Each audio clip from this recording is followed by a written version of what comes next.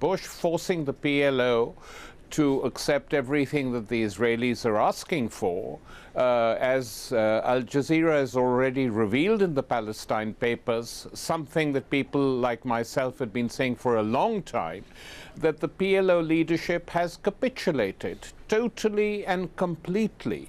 And I really wouldn't be surprised if what we're seeing elsewhere in the Arab world, in Cairo, in Tripoli, in Tunis, in Sana'a, doesn't spread to Ramallah soon, because I think that ordinary Palestinians are fed up with their leadership and the repression that has been meted out to them. And on that, Obama and the Israelis, like Bush and the Israelis, are at one. Now, when we last spoke, we talked about your book, The Obama Syndrome, your recent book, and in that you were saying how you were very critical of the Obama administration's continuation of the Bush policies on Iraq and Afghanistan, saying that really the mood music had changed and there was a sugarcoating. Has there even been an effort to sugarcoat what's happening with the Israeli-Palestinian situation? None at all. There's been no attempt to sugarcoat the Israeli policies. And given what is going on in the Arab world today, where huge mass popular movements for democracy are toppling dictators that have been backed by the West, the argument that Israel is the only democracy in the Middle East is proving to be total and complete nonsense. The argument that the Arab people are not interested in democracy, that Muslims are genetically incapable of liking democracy because of their religion, is shown to be the complete nonsense and gibberish that it was when the neocons were spouting it. And it's the same gibberish when the Israelis spout it. I mean, the Israeli press and media was the most staunch supporters of Mubarak, put enormous pressure on Obama not to allow Mubarak to be removed, but there was nothing any American president could have done. So gradually, what the Arab people are doing is exposing Israeli pretensions in the region. The Israelis used to say to Washington, "We'll be your base forever, for eternity, in this heart of darkness that is the Arab world." Well, if things carry on going as they are, the only heart of darkness in the Arab world will be Israel. Now, what, if any, consequence do you expect from the recent veto on Israeli settlements by the US, when back in 2009, Barack Obama said in Cairo, well, we're totally against the idea of any more Israeli settlements?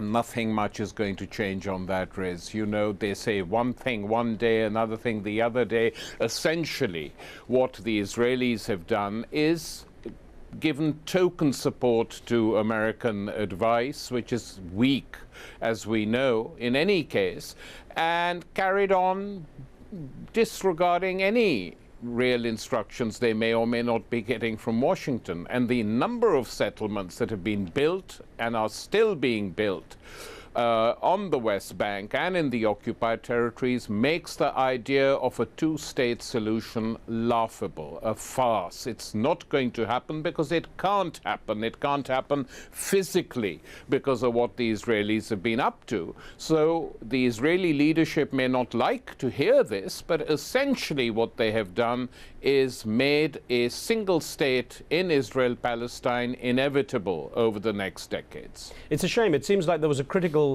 juncture here, an opportunity for the US to send the right kind of message to the Arab and Muslim world about the issue of the settlements, to show perhaps a little more solidarity with what's happening in the Middle East.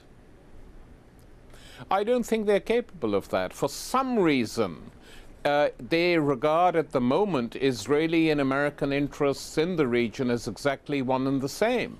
And that certainly helps and suits the Israelis, but it is now very damaging to any American administration that rules, because the argument which they've used till now is that the Arab world is led by dictators and unrepresentative kings, and we have to deal with the people we see. Well, the Arab people are now demanding democracy in Bahrain as well as in Egypt and Algeria and the Yemen And who is denying them this? The people who are denying them this are the militaries. Who backs the militaries? In the case of Egypt, the United States. In the case of Tunisia, the French, backed by the United States. So we see a very clear situation now in the Middle East where the masses want democracy, sections of the army want democracy, and the democracy is being denied to the people. They're being told to wait, obviously, so that some what they call orderly transition can be agreed, because they are fearful in the West that if the Arab people are allowed to vote and choose their own governments, the governments might not do the bidding of the West. And what we're seeing in Libya today, I mean, only several months ago, British governments were knocking on the doors of the Libyan government, pleading for money, pleading with them to buy British arms, British trade. British companies were going. Gaddafi was funding the Global Governance Institute of the London School of Economics. All this was going on regardless of the situation in Libya and the conditions of the people of that country. That too has imploded now. So the Arab world is witnessing a second wave of democratic and national revolutions in which they want both democracy, they want to break with neo-colonial rule, and they want to determine their own futures. And this is a very exciting time for the region. And if the Europeans and the Americans were intelligent, this is the time they would put real pressure on Israel and threaten that country with sanctions. Now, it's interesting because we had an email, if I could put to you, that came in from Karachi, from Pakistan, from Ahmed Ali Birjarani, who says, the US needs to show that it is friendly to the people. It has no choice but to support the newly forming democratic governments across the Middle East. Do you think that's the case? Well, I think their choices are limited if they allow such governments to come into existence.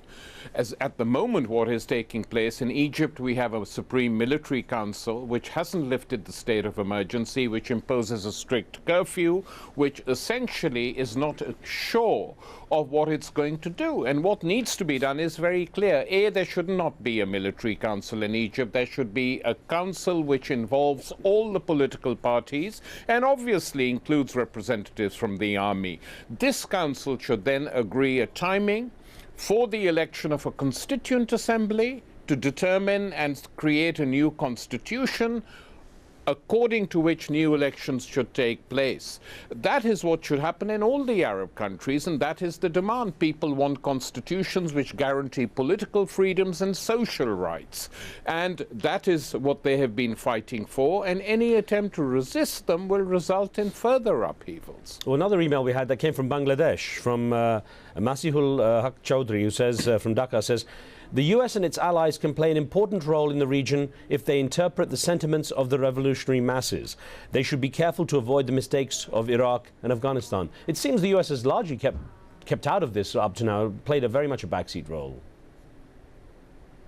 Well, it has played a backseat role because it's had no alternative, though I think what is clear is that Marshal Tantawi, the Egyptian chief, was told by the Pentagon not to inaugurate a bloodbath. I think that's very clear, and that was sensible, because had the Egyptian army tried to crush the revolutionary movement, the democratic